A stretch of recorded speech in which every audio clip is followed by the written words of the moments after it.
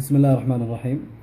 لكل عشاق البيبسي ولكل المخدوعين في هذا المشروب الضار جدا جدا جدا، راح نسوي تجربة بسيطة نبين لكم خطورة هذا المشروب، وكذلك نبين لكم كمية السكر المخيفة جدا في البيبسي والمواد المضافة الأخرى في البيبسي.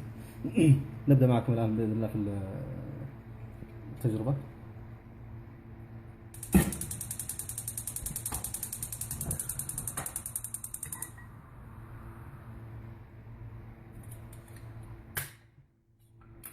هذا البيبسي نغليه الآن على النار.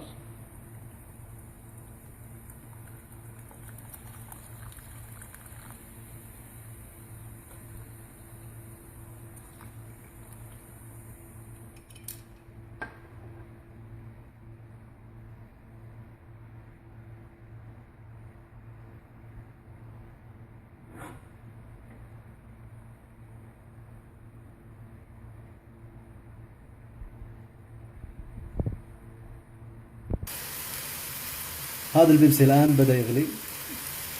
طبعا كما تلاحظون غليان غريب جدا، صار ثقيل ثقيل إلى أبعد درجة.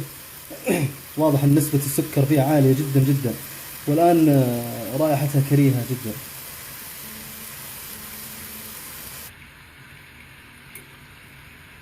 الآن الموية تبخرت كلها، بقي السكر والمواد الثانية المضافة في البيبسي.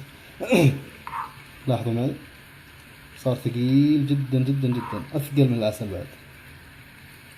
تخيل معي اللي تشرب البيبسي يوميا تحط في بطنك زي كذا. هذا هو الشيء اللي تشربه. الموية تتبخر وتروح، يبقى السكر والمواد المضافة الثانية. ولو تلاحظ معي الدخان الآن اللي يطلع الآن شيء مو طبيعي أبدا، شيء مخيف ورائحته كريهة جدا جدا جدا.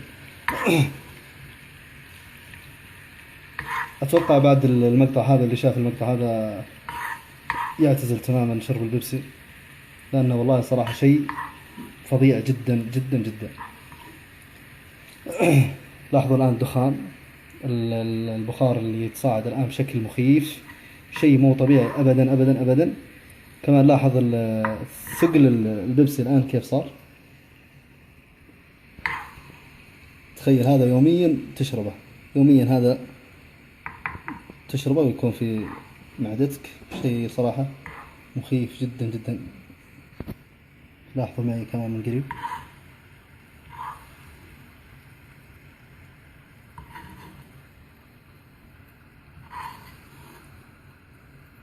لاحظوا معي.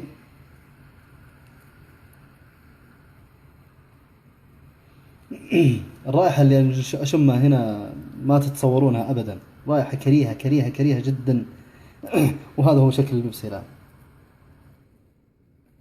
هذا هو شكل البيبسي. لاحظوا معي.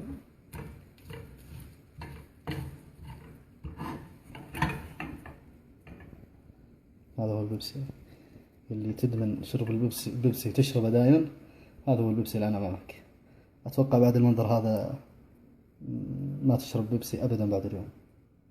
أتمنى المقطع هذا يوصل لكل عزيز وغالي عندكم، لأن هذا البيبسي لاحظوا الآن. لاحظوا المنظر المخيف، المنظر البشع جدا جدا، أبشع من كذا أتوقع ما فيه. هذا هو البيبسي يا عشاق البيبسي.